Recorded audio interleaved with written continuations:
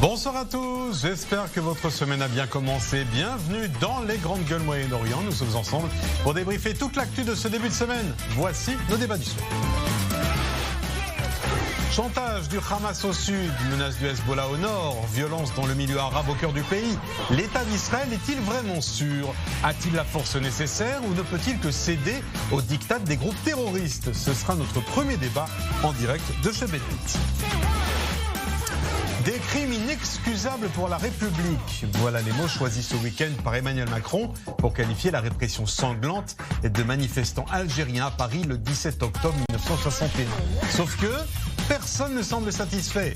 À sa gauche, on dénonce un colonialisme chronique. À sa droite, un acte de repentance de trop. Alors y a-t-il une bonne repentance? Ce sera notre débat de seconde partie. Et puis les boîtes de Lego pour filles ou pour garçons, c'est fini. La marque veut éviter les préjugés sexistes et supprime les mentions de genre. Alors la woke culture a-t-elle envahi le monde du jouet? Vous l'aurez compris, c'est ce soir le retour de notre séquence « Dans quel monde on vit ?»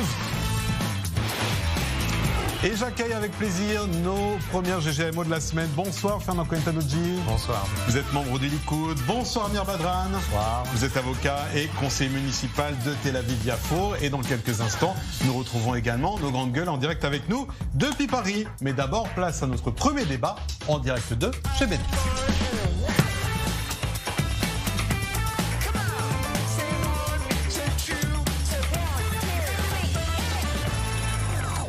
Quelques heures nous séparent de la fin du compte à rebours. Le Hamas réclame ses 8 millions de dollars qataris avant demain. Et après, Israël doit-il céder au chantage du groupe terroriste pour avoir la paix? Car ce péril n'est pas le seul. Bonsoir Loïc Stecher. Bonsoir Benjamin. Israël est en proie à des dangers sur tous les fronts. Hamas au sud, Hezbollah au nord, mais aussi violence armée dans les populations arabes. Absolument Benjamin, et commençons si vous le voulez bien par les menaces qui émanent de la bande de Gaza. Un ultimatum, comme vous l'avez dit, a été lancé par le groupe terroriste au pouvoir dans la bande côtière. C'est du moins ce qu'a affirmé le journal palestinien Al-Hayam, citant une source proche du mouvement terroriste. Un chantage, Benjamin, qui selon cette même source devrait préserver le calme à la frontière entre les deux territoires. Autrement dit, le Hamas pourrait mener des actions si Israël n'accepte pas cette demande. Alors Gaza, terrain miné pour Israël, telle la question se pose. Les troubles, Benjamin, sont quasi quotidiens. Tenez par exemple la semaine dernière, vendredi dernier, les troupes de Tsahal ont interpellé et même arrêté deux Palestiniens à la frontière de Gaza qui avaient posé une bombe à la frontière, à la barrière de sécurité. Une bombe qui a d'ailleurs explosé quelques instants plus tard, mais sans faire de blessés. Et sachez que depuis 2008, le Hamas d'un côté et Israël de l'autre se sont affrontés militairement à 4 reprises. La dernière fois, vous vous en souvenez, c'était en mai dernier. 11 jours de combat et plus de 4400 roquettes tirées sur le territoire israélien. Alors ça, c'est la menace au sud venant du Hamas. Parlons maintenant de cette menace au nord, cette fois-ci venant du Hezbollah.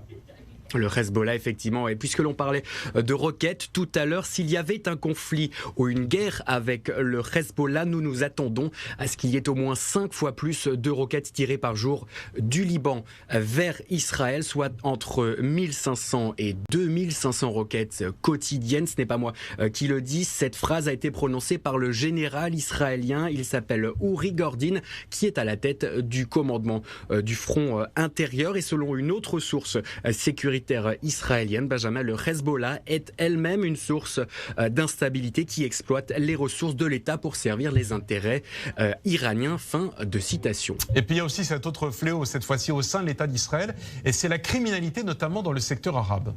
Absolument, ouais. Et je tiens à préciser que ces images peuvent être choquantes, une bien sombre année, puisque aujourd'hui même, un homme a été abattu, et cela de sang-froid dans la matinée dans la ville arabe israélienne de Bina. C'était dans le nord du pays, un meurtre qui marque un triste tournant, Benjamin, puisqu'il s'agit depuis le début d'année 2021 du 100e homicide dans les communautés arabes, et cela selon l'organisation à but non lucratif Abraham. Abraham Initiative. Merci beaucoup Loïc Stecher pour tous ces éléments qui sont, on va dire, plus inquiétants les uns que les autres. On va commencer à les analyser en détail, si vous voulez bien. Fernand Cohen-Tannoudji, vous avez été dans une brigade combattante. On le voit, les menaces sont nombreuses. Commençons par celle du Hamas, puisque le groupe joue la montre. On a l'impression qu'Israël est à chaque fois contraint de livrer de l'argent et céder finalement au groupe terroriste. C'est la seule solution pour avoir la paix ? Non. C'est absolument pas la seule solution pour avoir la paix, c'est juste la seule solution pour temporiser. Et à chaque fois, d'année en année, à chaque fois que les valises sont arrivées, les valises du Qatar sont arrivées, on n'a pu que temporiser en fait. Et à la fin, au total des totaux, il n'y aura pas d'autre option que de faire ce que nous avons fait en Judée-Samarie, c'est-à-dire d'entrer, de nettoyer et de sortir. C'est la seule solution. Quand vous dites nettoyer, attention, le mot, ça veut dire éliminer les groupes terroristes au sein de Gaza. Absolument. On parle bien exclusivement de l'élimination de groupes armés terroristes, bien évidemment. Pas question de toucher à la population, et au contraire, la population palestinienne est souvent très contente de se voir libérée de ces menaces propres terroristes qui la touchent aussi à elle. Mais donc pour vous, la solution, c'est pas la livraison d'argent, c'est une opération terrestre. Absolument. Avec les risques que cela comporte, absolument, y compris pour Israël et pour les soldats israéliens. Absolument. Amir Badran. Allez la guerre. Allez la guerre. Allez la guerre. On sait que c'est comme ça qu'on traite avec les citoyens palestiniens à l'intérieur de l'État d'Israël, les citoyens palestiniens qui vivent en Cisjordanie, qui sont occupés par une force armée, qui sont sous un régime militaire dans une prison la plus grande au monde, qu'ils sont... Le régime militaire à Gaza, c'est celui du Hamas. Qui subissent... Vous avez oublié que nous sommes sortis du Gaza. Non, mais justement, vous l'avez oublié. On a parlé plusieurs fois de ce fait. Est-ce qu'on est sorti de Gaza ou est-ce que Gaza est toujours sous occupation? Et je l'ai traité plusieurs fois, je peux vous répondre. Mais refaisons pas le débat. Mais là, la question du soir. Non, mais juste sur la question du soir, Amir Badran. On a l'impression, et vous parlez régulièrement dans cette émission des aspirations des Palestiniens à la liberté, on a l'impression que c'est un leurre, parce que ce qui intéresse le Hamas, c'est de l'argent, en fait. Au contraire, écoutez, quand la population de Gaza est à plus de 80% de taux de chômage dans la population active des hommes, lorsque plus de 70% de la société sont sous le seuil de pauvreté, lorsqu'ils n'ont aucun espoir, parce que dans leur jour au jour, ils n'ont ni l'électricité courante, ni l'eau potable, ni le pouvoir de circulation, ni le pouvoir de sortir de cette prison. Évidemment, tout ça est de la faute à Israël. Et tout ça, c'est une population qui compte 1,8 million de Palestiniens qui sont sous un régime militaire. Dites-moi, il y a encore personne de la régime militaire. Amir Badran, terminé, je vous donne la parole. Moi, je ne vous ai pas coupé. Ce qui est important à savoir aussi, c'est que eux aussi, ces Gazaouis subissent un régime juridique complètement spécifique à eux, alors que les colons qui habitent sur le même territoire, les colons juifs, eux sont traités de quel colon juif? Il n'y a aucun colon à Gaza. De quoi parlez-vous? Lorsqu'on parle de Gush Katif, lorsqu'on parle de Kfar Aza, et lorsqu'on parle des autres colonisations qui existent toujours, si on appelle le Otef Aza. Il n'y a pas de colonisation en Israël. Écoute, on vous a donné Gaza. Mais laissez-moi terminer. Vous-même vous définissez comme un Palestinien. Vous vous définissez comme un Palestinien. Que faites-vous ici en Israël? C'est la première question. Que faites-vous ici en Israël? Vous n'arrêtez pas de défendre votre peuple. Moi, je vais vous dire, je suis prêt à vous offrir un billet de bus pour aller à Gaza et que vous y restiez. Je suis même, puisque vous êtes très sympathique et ça se voit, de vous payer un peu plus pour rester assis à côté du chauffeur. Bon, ça, je ne sais pas ce que veut dire ce commentaire de fin. Bon, mais je veux vous dire... Amir Badran, par contre, non, mais c'est important pour les gens qui nous regardent. Vous ne pouvez pas dire qu'il y a une colonisation à Gaza, soyons factuels. Je ne peux pas passer là-dessus sans répondre. Israël s'est retiré de Gaza. Je suis désolé, c'est à vous de mettre sur place votre invité qui parle d'une manière raciste, personnelle envers un invité. Alors si vous ne le faites pas, c'est moi qui va le faire. Alors écoutez, monsieur. Non. Je le dis pour sa phrase de fin, mais pour le reste, pardonnez-moi, mais c'est vous, Amir Badran, qui dit des choses inexactes. Non, mais écoutez. Il n'y a pas de colonies ni de colons à Gaza. Que je suis là parce que c'est sur votre gré que je reste là, c'est pas à vous que je fais mes comptes. Moi, je suis citoyen israélien plus que vous.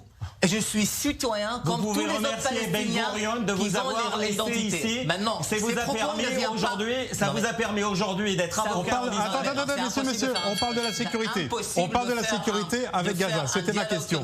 Amir Badran. Chaque phrase que je parle, je suis Amir Badran. Je suis désolé. Maintenant, ces propos sont exacts les mêmes propos qui ont été tenus hier par le député au Parlement israélien Smotrich envers les députés arabes dans la Knesset, qui leur a dit exactement devant pareil. Les députés palestiniens comme vous. C'est dommage que Ben Gurion ne vous a pas exterminé.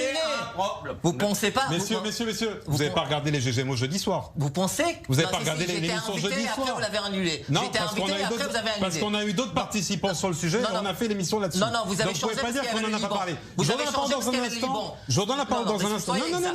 Je donne la parole dans un instant. Je vais saluer nos invités à Paris. Je donne la parole après. On va essayer d'apaiser ce débat. Je voudrais saluer Abnous Salmani qui est en direct avec nous. Bonsoir ma chère Abnous. Bonsoir également Rost pour nous rejoindre ce soir l'un et l'autre dans ce débat. On l'a compris, dès qu'on parle de sécurité, le ton monte. Mais je vais avoir votre regard aussi depuis Paris, Abnous, parce que là on parle de Gaza, de Hamas. Est-ce qu'on donne aujourd'hui, et je vais reposer la question que j'ai posée à mes invités à Tel Aviv, les clés de la paix à des groupes terroristes qui décident, s'ils ont de l'argent, de faire régner le calme et s'ils n'ont pas, de déclencher des guerres?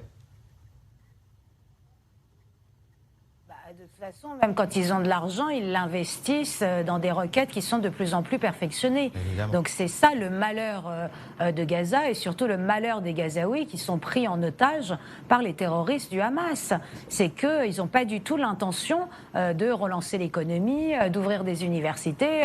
Je rappelle que l'une des premières actions qu'a fait le Hamas en arrivant au pouvoir à Gaza, c'est bien entendu de fermer l'école des Beaux-Arts. Parce que oui, bien sûr, il ne faudrait pas que les gens soient trop cultivés. Ça pourrait être dangereux pour leur pouvoir, parce qu'ils ont juste besoin de chair à canon et de pouvoir montrer les cadavres après leurs attaques incessantes. Moi, c'est ça qui m'inquiète. Après, peut-être qu'Israël, et même nous tous, je pense pendant toute la présidence Trump, pendant les négociations, et pendant qu'aussi les négociations qui ont abouti aux accords d'Abraham, effectivement, on a oublié la question palestinienne sur les territoires, que Gaza était un petit peu en shutdown, donc on était là, tout ça peut-être en train de s'arranger. Mais en fait, non, Israël est un État en guerre. Et vous savez, c'est vrai que là, on parle d'Israël, mais globalement, toutes les démocraties. Je vous rappelle que ce week-end, Sir David Amess, qui est un député de 69 ans, père de 5 enfants, a été assassiné alors qu'il tenait sa permanence à 66 km à l'est de Londres. Je veux dire, concrètement, il suffit de regarder les chiffres partout dans les démocraties occidentales, vous avez une augmentation exponentielle de la violence envers les élus, de la violence. Alors il se trouve que là, tout d'un coup, on se rend compte qu'on avait peut-être tendance à oublier, on s'en est rappelé lors du dernier conflit, qu'Israël est en guerre, et qu'Israël est en guerre contre Gaza, où il n'y a pas, je rappelle quand même pour les oublieux, qu'il n'y a pas de colons juifs à Gaza. Gaza est occupé par les Gazaouis et par le Hamas, mais aussi avec les territoires qui sont dans les mains de Mahmoud Abbas, un des hommes les plus corrompus de la Terre et qui est en désaveu total, mais c'est tout ce qui nous reste pour négocier, donc c'est compliqué. Et à l'intérieur, ou dans les villages arabes, une sorte de violence s'installe. C'est très très compliqué, mais ça nous rappelle juste cette réalité-là. Israël est en guerre et sa sécurité est fondamentale pour sa survie. Je donne la parole aussi à Rost. Quand Abnous dit, ça nous rappelle ce qui se passe aussi dans les démocraties occidentales. Je vais peut-être faire un parallèle un peu douteux, mais on sait que parfois, dans certaines localités, même françaises, on essaye d'acheter la paix sociale, comme on dit. Totalement. Mais de toute façon, c'est ce qu'on en parlait il n'y a pas très longtemps. Là, je crois que c'était la semaine dernière, d'ailleurs, dans l'émission. Mais évidemment que ça... Alors, il y a des politiques que certaines situations arrangent, évidemment. Mais là, je pense que sur la question d'Israël, quand vous posez la question de toute façon, Israël, quand les gens sont sur place, je pense qu'ils voient les choses aussi différemment. C'est-à-dire que c'est l'île de France.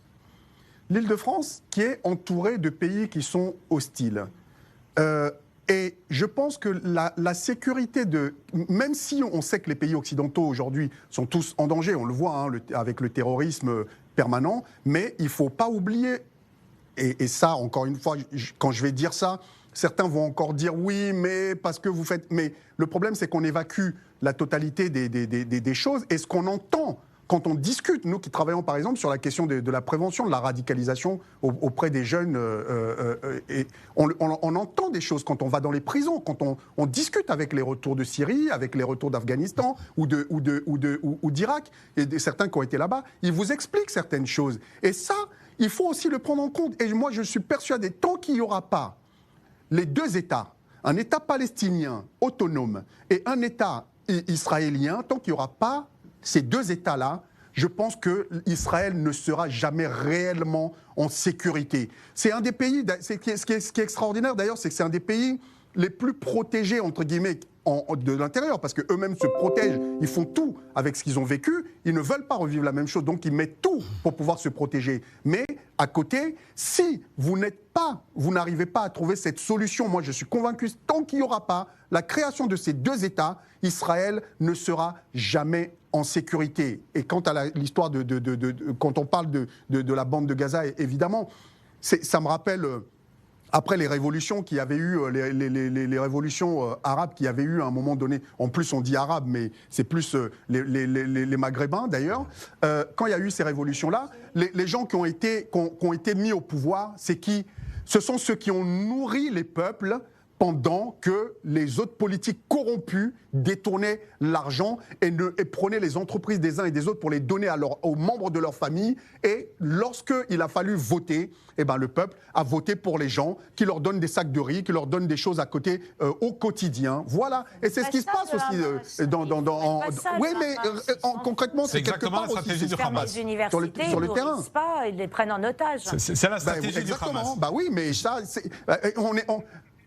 tout le monde est coupable de ça, et la communauté internationale, encore une fois, le financement, il faut qu'on revoie cette manière de financer ce qui se passe là-bas. Même le Mahmoud Abbas et toute sa bande, des gens qui s'achètent des montres à $500 000 pendant que le peuple est en train de mourir.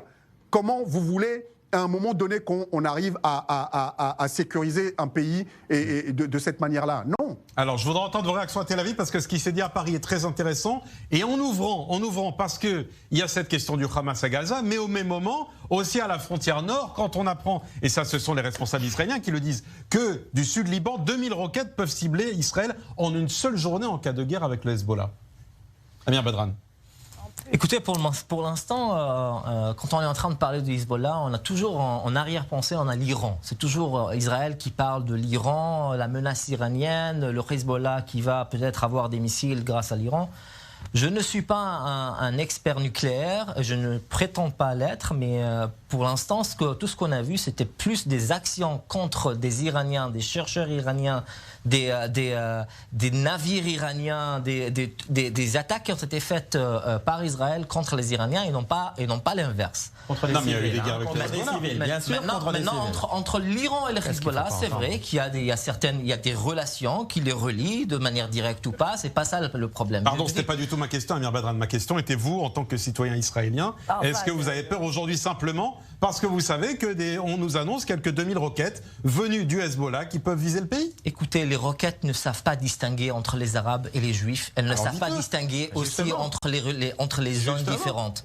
Maintenant, quand on a peur pour notre sécurité, il faut qu'on essaye de penser non pas à des nombres de requêtes qui peuvent venir, mais il faut penser comment est-ce qu'on n'arrive pas à un tel point. Pour ne pas en arriver là, il faut parler de la paix. Et c'est ça qu'on tourne autour du pot et personne ne veut parler de la paix. Non pas le nouveau gouvernement aussi, qui ne veut pas parler de la paix avec les Palestiniens. C'est-à-dire que la question ici, au Moyen-Orient, elle est telle qu'il est temps de parler comment est-ce qu'on peut régler les choses et non pas comment est-ce qu'on peut s'armer, comment est-ce qu'on peut avoir plus de boucliers, comment est-ce qu'on peut avoir moins de roquettes. C'est ça qu'il faut comprendre. Vous posez la question que les gens nous regardent se posent tout de suite quand vous dites ça. Faire la paix, oui, mais avec qui? Avec le Hamas, avec le Hezbollah? Écoutez, il faut faire la paix avec tout ce qu'on peut faire la paix. On fait la paix avec nos ennemis. On ne fait pas la paix avec nos copains. C'est pas ça la question. La question est de savoir comment est-ce qu'on peut arriver à une paix juste et durable. Quand on est en train de parler d'un peuple, il faut savoir qu'il a des droits, qu'il a des besoins, qu'il a des droits de nature, de source, de territoire, de frontières, de monnaie, des composants d'un État qu'il faut y avoir. Et on ne peut pas parler de « écoutez, taisez-vous, comme ça on peut avoir la sécurité et là c'est bon ». Si vous vous montez votre tête, ou si vous parlez, là vous êtes des terroristes. Ça marche pas comme ça. C'est vrai. Il faudrait juste leur donner de l'argent, leur donner la taxe de dimitude. Cette fois-ci, la taxe est à 8 millions de dollars. Vous pouvez me laisser finir, je vous ai laissé parler là pendant 3 minutes. Vous n'avez pas laissé parler du tout. Bon, alors, si vous voulez qu'on joue à ce jeu-là, je peux continuer. Fernand Cohen-Attendez. On répond calmement, on a un vrai débat de fond là. Fernand Cohen-Attendez. Donc, on y va. Essayez de faire monter le niveau de votre débat. Okay, d'accord. Et je vous réserve le bus Fernand Cohen-Attendez, sur le fond. En gros, ce que dit Amir Badran, c'est on a la paix, on a 2 États, c'en est fini des groupes terroristes. C'est ça le fond de votre propos. Si c'était aussi simple, ça saurait. Ça s'est jamais fait jusqu'à maintenant, vous le savez aussi bien que moi. Le Liban, c'est aujourd'hui le Hezbollah. Le Liban n'existe pas, il n'existe uniquement le Hezbollah au Liban. Il existe exclusivement 200 000 missiles qui sont prêts à être tirés sur Israël, 20 000 qui sont prêts à atteindre Tel Aviv. Jaffa, la ville où vous habitez, où vous êtes ici conseiller municipal, et aussi presque 500 ou 600. Je suis invité pour l'instant parce qu'à un moment vous m'avez donné les billets, je ne serai plus là. Bah écoutez, avec grand plaisir, c'est quand vous voulez encore une fois. Vous voyez compter, non, mais juste parler du fond, arrêtez les topics personnels, ce serait très sympathique. Ça le fait rire à Paris, mais c'est pas drôle du tout parce que c'est grave le sujet dont on parle. On parle de 2000 roquettes quotidiennes qui peuvent tomber sur Israël. Fernand Cohen-Attendez, s'il vous plaît. Donc ça, on a fini maintenant avec la vraie problématique des roquettes du Hezbollah. Parlez de la paix. On va y arriver à la paix. Parlez de la paix. La paix tournez pas autour de peau. La paix sera établie uniquement avec un Tsahal fort, une police forte qui contrôlera et le Liban, qui contrôlera et ce qui se passe. Vous voulez contrôler le monde entier, vous voulez pas faire la paix. On ne veut pas contrôler le monde entier. La paix. On veut laisser les gens vivre être en égalité entre eux. C'est ça ce qui est important, non pas de faire la guerre, d'être le plus fort. Il faut être le plus fort. Celui qui est faible disparaît de cette planète. Vous le savez aussi bien que moi. Donc maintenant, concernant le Liban, c'est bien le peuple juif qui sait ça le mieux. C'est vrai. Laissez-le terminer juste qu'il finisse son propos à son tour. De la sécurité d'Israël et de la sécurité des Arabes israéliens, des Israéliens, qu'ils soient juifs, arabes, druzes. Moi, j'ai passé mon service militaire tant à Tsahal qu'à Magav avec dans ma Jeep des druzes, des chrétiens, des juifs et ce de façon unique et ensemble, parce qu'on avait la vraie volonté d'être ensemble pour sauvegarder notre pays afin qu'il soit sécuritaire. Vous les traitez comme des citoyens de bas de gamme. Moi, je les traite absolument pas de bas de gamme. Absolument pas. C'est pas vous, c'est l'État. C'est pas vous. Ce sont mes frères d'armes. Et j'ai aujourd'hui de l'État qui les traitent comme ça. Pour le coup, ils sont égaux. Non, ils sont égaux, ils ont les mêmes droits. Une réaction à Paris, Ross. Égaux, ils n'ont pas les mêmes droits. Je suis désolé, c'est pas parce que Si, les citoyens israéliens ont tous les mêmes droits. C'est la réalité. Pardon, c'est juridique. Ross. Il a dit une chose fondamentale. Après, quand on parle des uns et des autres qui ont les mêmes droits, on connaît la même chose en France. Je veux dire, en théorie, oui. Mais quand vous êtes dans la pratique, c'est autre chose. Il faut le voir. Quand certains parlent des territoires perdus de la République, c'est pas pour rien qu'ils parlent des territoires perdus de la République, ne serait-ce qu'ici. Et en Israël, je pense que c'est exactement la même chose. Mais ces droits, on a les mêmes droits, il faut juste les exercer. Quand on voilà, ça c'est autre chose. Je dis juste ça, je dis juste ça pour les gens qui nous regardent. Ross, pardonnez-moi, je dis juste ça pour les gens qui nous regardent et qui ne savent pas qu'en Israël, sur les 9 millions d'habitants, il y a 2 millions d'Arabes qui ont le droit de vote, qui ont le droit de travailler comme les autres, qui ont la même sécurité sociale que les autres. Simplement, ceux qui nous regardent de l'étranger ne le savent pas. Je vous laisse poursuivre. Ils vont dans les universités avec des Israéliens, parce qu'il n'y a pas d'université arabe, qui sont médecins. Non, mais là, je suis d'accord avec vous. Mais ce que je veux rappeler, c'est quand même qu'entre l'existence... Entre l'existence des choses et puis la pratique sur le terrain, les gens le vivent certainement autrement aussi parfois. Bref, pour revenir, il a dit quelque chose de fondamental, il parle d'un État sécuritaire. On en revient au sujet justement, Israël est-il en sécurité ? Et quand on parle de la question de la sécurité d'Israël, forcément, il y a ce lien avec l'Iran et la question de l'Iran. Et l'Iran a compris une chose. Et d'ailleurs, moi, je n'ai jamais compris pourquoi les pays qui détiennent l'arme nucléaire, pourquoi eux ne veulent pas que les autres puissent l'avoir, puisque ce n'est pas une arme pour aller détruire les autres, c'est une arme pour se protéger aussi, parce qu'aujourd'hui, je ne pense pas qu'il y en ait un qui soit assez cinglé pour aller utiliser ça. On marque une pause. Donc, je pense que cette question, elle est fondamentale dans le débat. Je vais vous répondre très court, parce que je sais ce que d'autres vont vous dire, que simplement l'État d'Israël n'a annoncé qu'il n'allait tuer personne. Voilà. À la grande différence de l'Iran. C'est peut-être ça la petite nuance, et le fait que ça interroge ici. Le Pakistan, parce que allez vous en référer aux déclarations des Iraniens. Stop. Petite pause. On poursuit notre débat dans quelques instants. On va aussi parler de cet hommage rendu ce week-end par Emmanuel Macron après la répression sanglante des manifestations algériennes d'octobre 67. Des crimes inexcusables pour la République, a-t-il dit. Et puis les boîtes de Lego pour filles et garçons, c'est fini. À tout de suite.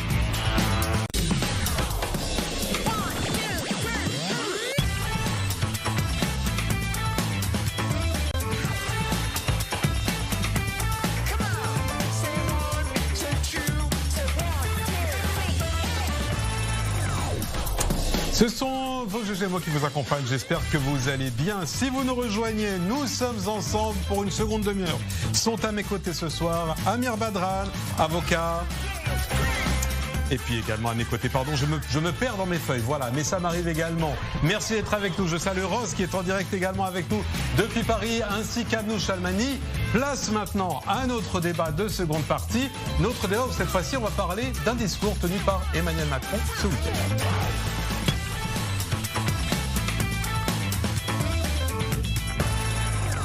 Et comme à chaque fois qu'il s'attaque à un sujet hautement sensible, Emmanuel Macron se retrouve ferraillé entre des critiques venant de toutes parts. Ce week-end, le chef d'État a rendu hommage aux manifestants algériens massacrés à Paris alors qu'ils protestaient contre un couvre-feu. C'était le 17 octobre 1961.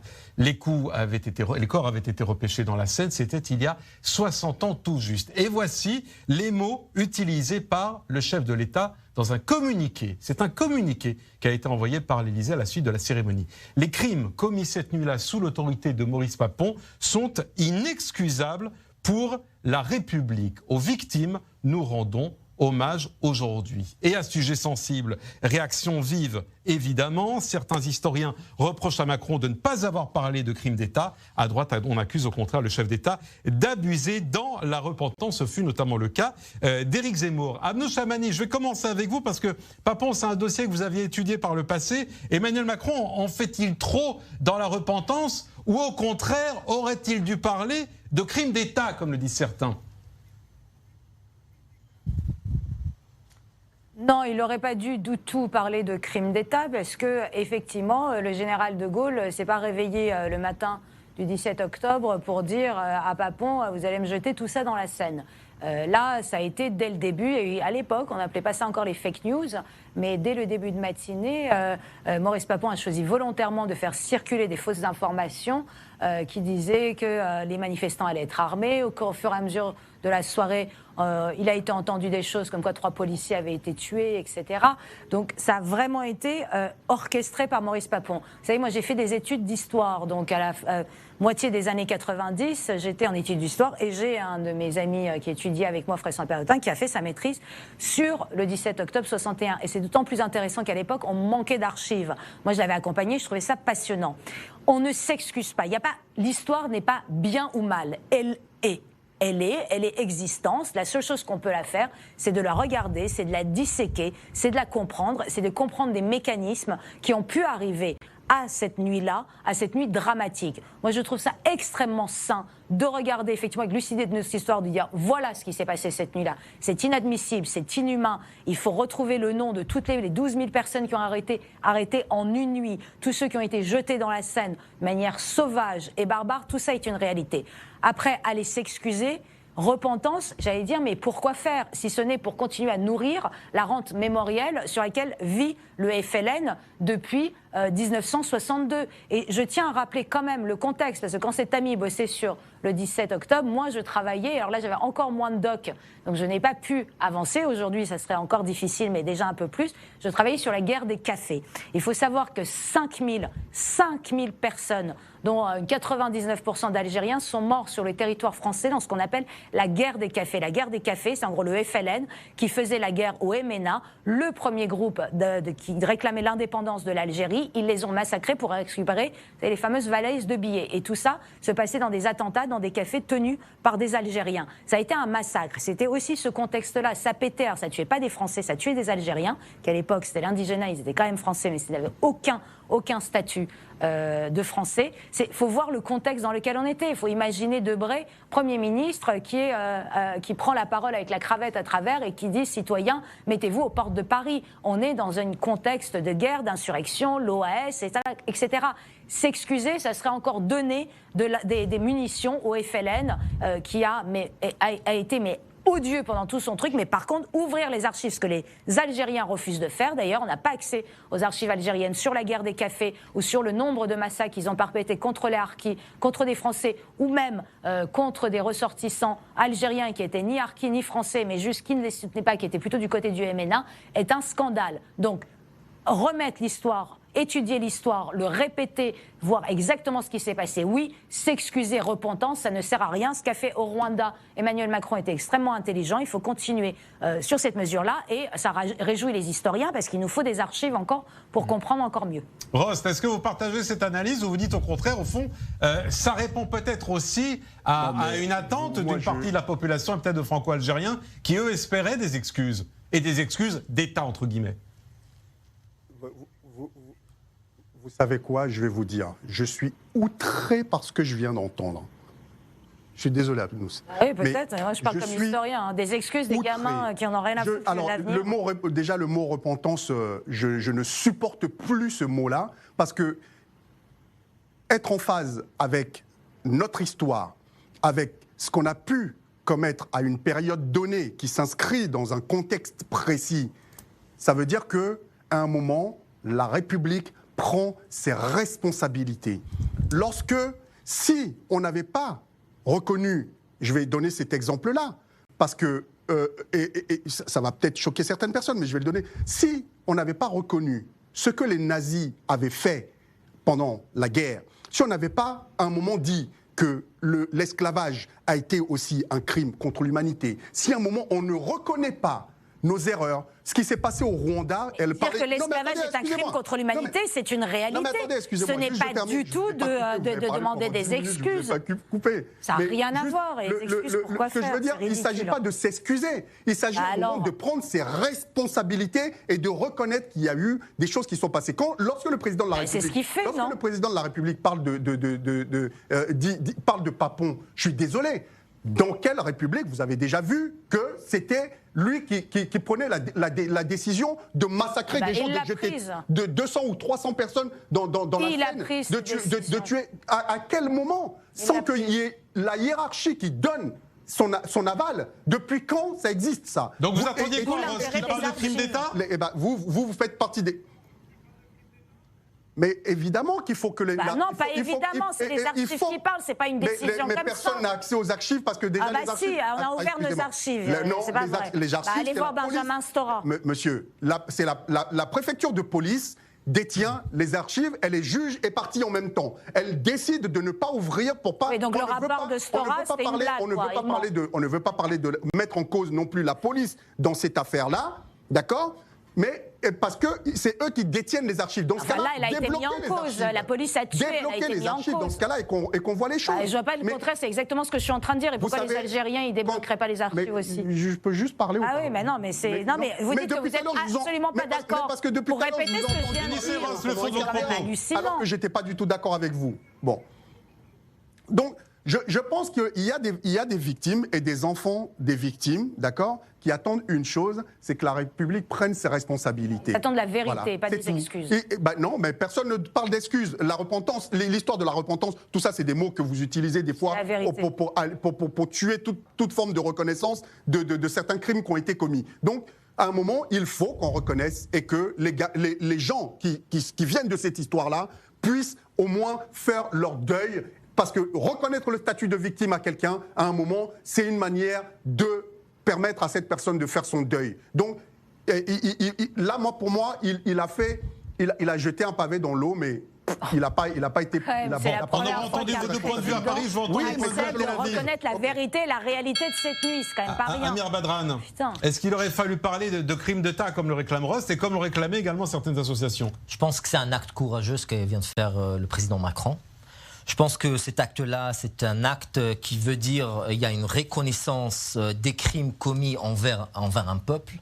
Je pense que cette prise de responsabilité est très importante, fondée pour mettre des bases sur lesquelles on peut faire avancer les choses, pour comprendre l'autre, pour arriver à en faire la paix. Et je vais vous donner juste la référence ici en Israël.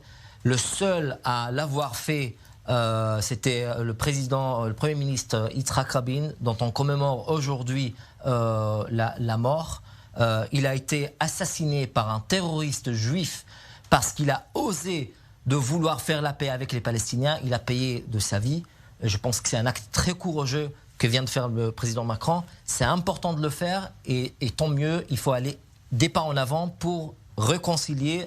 L'histoire entre la France et l'Algérie est beaucoup plus grande que cette commémoration de 1961. Et on ne va pas corriger l'histoire comme on l'a dit, c'est vrai, mais c'est important de ouvrir ces plaies, de les regarder en face, regarder la vérité en face pour savoir comment est-ce qu'on peut aller en avant. Alors je précise, parmi les réactions qu'on a eues aujourd'hui, celle d'Éric Zemmour, qui lui va complètement dans l'autre sens. Il dit de toute façon, et je le cite, la manifestation était interdite, il y a eu des attaques de policiers du FLN, il n'y a pas eu les centaines de morts dont on a parlé, dit Éric Zemmour. Fernand Cohen-Tanoudji. Alors, moi, ma réponse est très claire. Pour l'Algérie, là, c'est du négationnisme. C'est du négationnisme. Pour l'Algérie, il y a eu des crimes des deux côtés. Il faut être clair. Et je trouve que le pas qu'a fait la France est un pas qu'il faut comprendre parfaitement. Et c'est tant mieux que le président Macron l'ait fait. Premier point. Il n'en est rien du côté algérien. Du côté algérien, les enfants aujourd'hui d'Algérie ne savent pas ce qu'a fait le FLN, les massacres d'Oran. Moi-même, j'ai eu mon oncle Robert qui était médecin, qui s'est fait poignarder par 41 coups de couteau, où là, c'était juste de l'antisémitisme pur et dur. Exactement comme à Jaffa, ici, là où on est, en 1921, à Hebron en 1929, et on est exactement dans cette logique. Et ça, c'est juste impossible. On ne peut pas rester comme ça sans que de l'autre côté, il y ait évidemment, pour accéder à la paix, on ne peut absolument pas faire uniquement d'un seul côté, dire que... Donc vous dites en gros, le travail d'excuse doit être fait des deux côtés. Des deux côtés.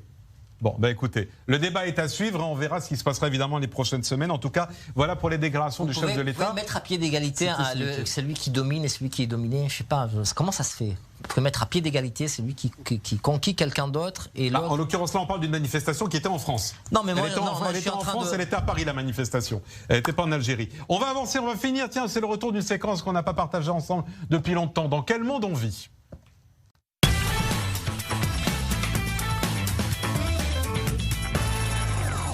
Et oui, c'est pour beaucoup d'entre nous l'un des plus beaux souvenirs de notre enfance. Ces heures entières à monter, démonter ces petits cubes de Lego. Oui, mais voilà, la marque a décidé de faire un immense coup de balai dans ses emballages. Fini les boîtes pour filles et les boîtes pour garçons. Désormais, aucune mention de genre ne sera indiquée pour éviter, dit la marque. Et l'objectif, c'est lutter contre le sexisme et les stéréotypes. Mais tout cela correspond-il vraiment aux attentes des enfants et à celles des parents qui sont quand même les acheteurs? On va en parler avec le porte-parole de Jouet Club qui est en direct avec nous depuis Paris. Bonsoir Franck Matet. Bonsoir Benjamin. Merci de nous rejoindre dans les grandes gueules Moyen-Orient. Supprimer les boîtes de Lego pour filles et pour garçons, est-ce que cela correspond vraiment aux attentes de vos clients? En réalité, ça s'inscrit dans une démarche qui initiée depuis de nombreuses années maintenant, qui est de supprimer les stéréotypes de genre. C'est-à-dire que les jouets, à la base, ils sont mixtes, et pourtant, compte tenu des attitudes comportementales au niveau de la société, eh bien on disait ceci c'est pour les petits garçons, ceci c'est pour les petites filles.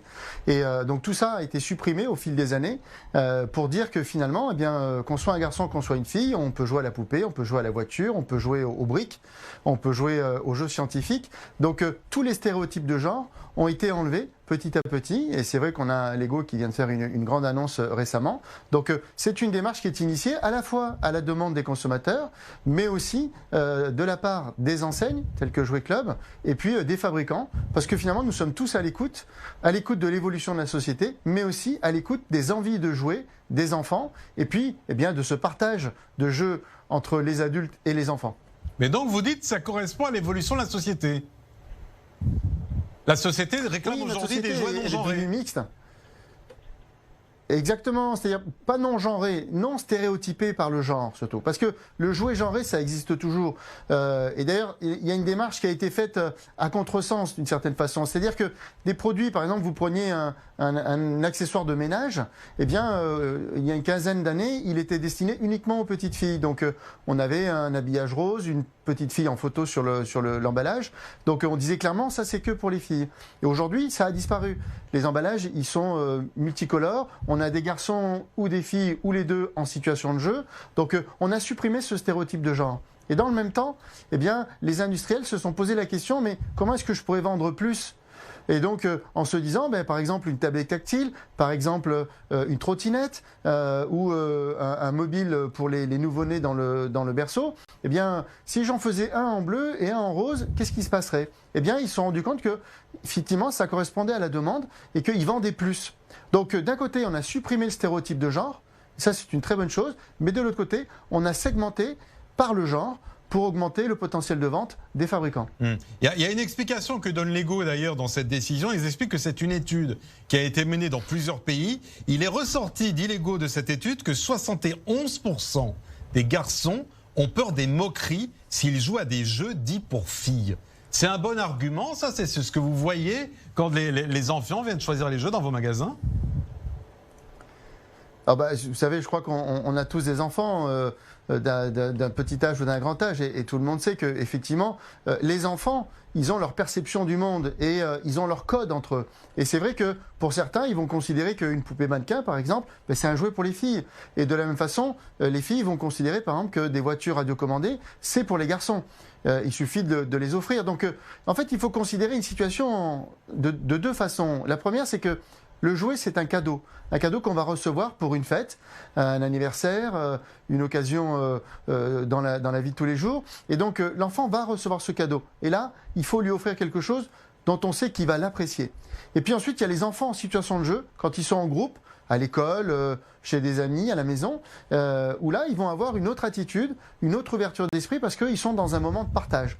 Donc, on va remarquer que finalement, pour les cadeaux qu'ils veulent pour eux-mêmes, les enfants, que ce soit des garçons, que ce soit des filles, ils veulent des choses qui leur correspondent, ou en tout cas qu'ils déclarent leur correspondre. Et lorsqu'on va être en situation de jeu, là, il va y avoir un partage et on va retrouver une mixité dans les activités. Écoutez, tout cela est très intéressant. Je vous remercie, Franck Mathey, d'être avec nous ce soir. Je vais rappeler que vous êtes porte-parole de Jouet Club, mais pour les gens qui vous connaissent, vous êtes également un haut représentant du monde du jouet, puisque vous avez dédié votre vie à ce monde du jouet. Vous étiez avant chez le principal concurrent de Jouet Club. Donc, ce que vous dites va peut-être choquer nos GGMO, mais en tout cas correspond à la réalité du monde du jouet aujourd'hui. Une réaction peut-être de Rost. J'imagine que c'est pas ça que vous attendiez, Rost. Non, mais alors, tout à l'heure, quand j'ai vu le sujet, je vous avoue que ça m'a un peu gonflé et j'ai dit, mais franchement, on est en train de rentrer dans quelque chose de, pour moi, qui est dramatique pour notre société.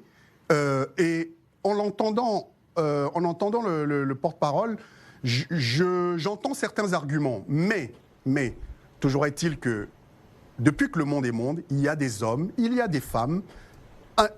Aujourd'hui, qui est de plus en plus de couples, qui est de homo, qui est de plus en plus de femmes qui se mettent ensemble, de plus en plus d'hommes qui se mettent ensemble, qu'on essaye de tout faire pour dire que c'est la normalité de notre société d'aujourd'hui, je suis désolé, moi ça me pose un problème.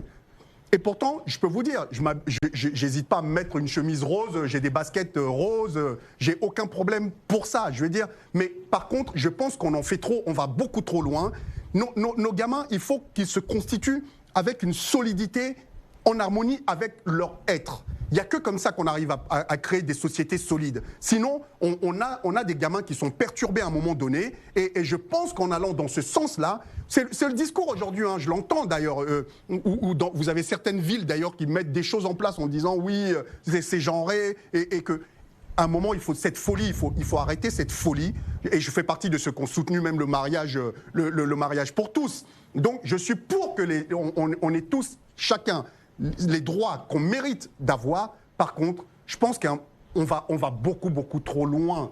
Et là, c'est un beau coup de pub. Hein. Vous avez fait un beau coup de pub. Mais vous voyez, Rose, comme quoi ça faisait sourire au début, mais c'est un vrai sujet. J'ai des garçons, je veux qu'ils restent des garçons. Je suis désolé. Ouais. Oui, mais parce que les arguments qu'il a donnés sont intéressants et convaincants dans un sens. Alors, oui et mais non. moi, ça ne me convainc pas sur le. C'est un tout petit peu plus compliqué. En tout cas, sur les valeurs que je peux porter. Mais oui, c'est un tout parce petit que peu dans ce que plus dit Franck Mathé, quand compliqué. même, Oui, c'est parce pas que qu'une c'est histoire surtout- de civilisation dont parle Rost. On a l'impression que c'est aussi purement marketing et purement des arguments de business. Il y a aussi de ça, en fait. Ah, mais c'est peut-être beaucoup totalement plus terre à terre. marketing. Mais bien sûr que c'est totalement marketing. Non mais C'est totalement marketing. Et de toute En façon, fait, moi, ça on est m'amuse sur deux toujours. Parce notions. que les enfants, laissez-moi juger, j'ai même pas encore commencé. Donc laissez-moi Allez-y, Abnou, c'est finir. Franck Mathé réagira. J'aurai au moins le temps de dire une phrase. Mais bien sûr que c'est marketing, sachant en plus que les enfants, quand ils ouvrent des cadeaux qu'ils n'ont pas choisis, la plupart du temps, ils s'en détournent. Donc c'est eux-mêmes qui choisissent leurs cadeaux. Que moi, je n'ai aucun souvenir, en plus de Lego. J'étais très bonne en Lego. Il y avait une boîte de Lego. Alors c'était peut-être Téhéran. Et le modèle Phi n'était pas arrivé jusqu'en Iran, mais moi j'ai toujours joué au Lego, j'étais en plus très très bonne. Et ils étaient des Lego, je fabriquais des maisons, des châteaux forts. J'ai pas souvenir, par exemple, moi j'aimais pas spécialement jouer avec des poupées, j'avais un cousin qui adorait ça. Bref, tout ça traîné au milieu de la table, au secours. Quand même, je tiens à rappeler cette histoire de rose ou bleu, ça me rend malade que jusqu'au XVIIe siècle, fin du XVIIe, le rose était la couleur des garçons, le bleu, la couleur des filles. J'ai pas l'impression que ça donnait une société plus égalitaire. Enfin, tout ça est complètement surréaliste. Et vous savez, on a fait quand même énormément d'études. Prenez des bébés singes, les singes et les cochons. Les cochons, c'est l'intérieur, on est tout foutu pareil. Mais les singes nous ressemblent énormément. Eh bien, on a pris des enfants, des bébés singes, femelles et mâles, on les a mis dans une pièce avec plein de jouets, des poupées, des camions, des jeux de construction et tout. Et oh, miracle! Systématiquement, les femelles allaient vers les jouets dits pour filles, les mâles vers les jouets pour les garçons. Moi, ce qui m'angoisse en plus, c'est, passons outre la manipulation, mais c'est la culpabilité que vous rajoutez aux parents avec ces histoires-là. C'est que si une fille aime jouer aux poupées, elle crie pas « soumettez-moi, je suis une pauvre conne ». Pardon, pareil comme un garçon, s'il préfère jouer aux poupées, ça ne veut pas dire qu'il a un destin homosexuel ou pas. Enfin, on est en train de créer des cases supplémentaires qui mettent des pressions supplémentaires aux parents qui vont commencer à paniquer si leur garçon refuse de faire du foot. Enfin, ou aime le rose, ou c'est une fille. Enfin, maintenant, tout devient louche, tout devient bizarre. Putain, mais c'est des jouets. Les jouets, c'est au milieu d'une pièce et chacun bâtit sa personnalité. Moi, je trouve que là, c'est beaucoup plus de la manipulation que de laisser les jouets et des jouets différents. Enfin, je sais pas, peut-être mes parents sont exceptionnels, mais nous, avec mon frère, on avait toutes sortes de jouets et c'était à nous de décider. Et Franck les jouets Mathé. qu'on nous offrait nommément, c'est des jouets qu'on choisissait. Alors, il se trouve, voilà. Franck Mathé, je Enfin, vous laisse répondre. pauvres parents, quoi. L'impression que dans Grande Gueule à Paris, c'est que au fond, vous avez presque cédé à la culture woke. Est-ce que c'est ça, au fond, la vérité? non, mais en réalité, on parle de la même chose. Moi, ce que j'ai dit, c'est que on a supprimé le stéréotype de genre. Donc, c'est de dire que ça, c'est que pour les filles, ça, c'est que pour les garçons. Ça s'est enlevé au fil des temps. Parce que c'est vrai que une activité, elle est mixte. On peut jouer au papa, on peut jouer à la maman, avec une poupée dans les deux cas. Donc la seule chose, c'est qu'on va s'adresser aux enfants de façon spécifique. Et dans le même temps, eh bien, on a augmenté la présence du genre dans des activités qui, au départ, n'étaient pas genrées. C'est-à-dire qu'elles étaient proposées à la fois aux uns et aux autres. Et les fabricants se sont rendus compte que, par exemple, c'était que des garçons qui utilisaient leurs produits. Donc ils ont retravaillé leurs produits en ajoutant une dimension qui va plaire aux petites filles, et notamment la couleur, c'est le rose, par exemple. Et du coup, ils ont deux gammes dans les rayons. Une gamme qui va être plutôt destinée aux garçons, une gamme qui va être plutôt destinée aux filles. Donc on garde cette notion de jouer pour garçons, de jouer pour filles, mais pas dans le propos, dans la proposition simplement. Mais le vocabulaire tel qu'il est employé dans les catalogues, dans les magasins, dans les publicités, eh bien tout ça s'est enlevé pour montrer en fait que c'est accessible à tous les enfants, quel que soit leur sexe. Alors, je veux entendre l'avis du côté de Tel Aviv, parce que peut-être qu'on aura ça aussi dans les magasins. Ils ne le savaient pas jusqu'à maintenant, c'est quand même dingue. Moi, je pense que ce qui est important, c'est un peu au-delà de ce coup de marketing. Ce qui est important, c'est savoir, par exemple, si on peut, quand on parle de jouer des gosses, de voir comment est-ce qu'on peut faire qu'on n'est pas tous des Barbies, on n'est pas tous des blondes avec des cheveux longs et les yeux bleus. Mais même, il y a des Barbies qui peuvent être noires, jaunes ou rouges, et que les cannes ne sont pas tous musclés, grands et blonds. Donc, faire honneur aux minorités, c'est la diversité. C'est aussi pouvoir le faire à travers les jouets. Fernand Cohen-Tannoudji. L'uniformisation, c'est forcer la nature. Quelle minorité Alors, je vais le reprendre, je vais la refaire. L'uniformisation, pour moi, c'est forcer la nature. Les gens qui ne voient pas, et Rost, je suis d'accord avec vous, qui ne voient pas la différence entre un homme et une femme, il faut changer les lunettes ou il faut aller consulter. Je crois que l'industrie du jouet aujourd'hui veut peut-être orienter les choix des parents, les choix des enfants et changer notre identité, voire notre identité sexuelle. Et ça, j'ai vraiment un problème avec ça.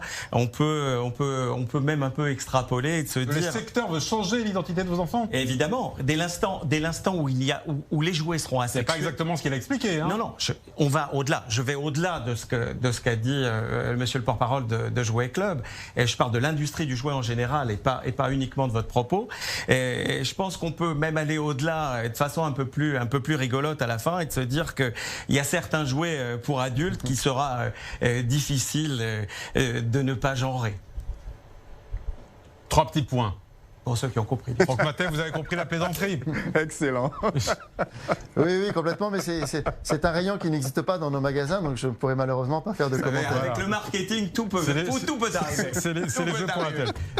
Franck Mathey, je voudrais vous remercier d'avoir été avec tous ce soir dans les Grandes Gueules Moyen-Orient. Tiens, comme je vous ai tout de même que la prochaine échéance, ça va être pour les uns Noël, pour les autres Hanouka. C'est quoi la star de l'hiver? Ouais. Alors la star, en fait, il y a plusieurs stars puisque ça correspond à des générations, ça correspond aux garçons, ça correspond aux filles.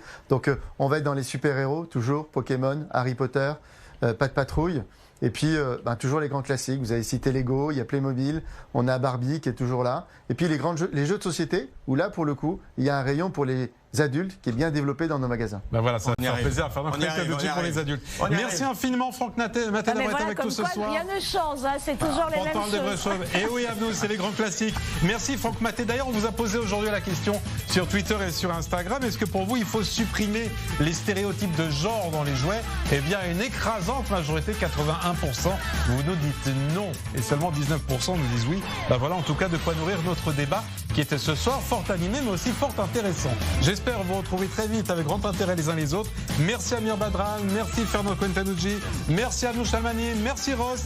Dans quelques instants, vous retrouvez Jean-Charles Vanou pour Afrique. N'oubliez pas que nous vous poursuivrons la conversation sur la nouvelle page Twitter et Instagram des Grandes Gueules Moyen-Orient, GGMO, I24. Ça vous permet de revoir les meilleurs moments de l'émission. Et quant à moi, je vous donne rendez-vous demain soir à partir de 20h. À demain.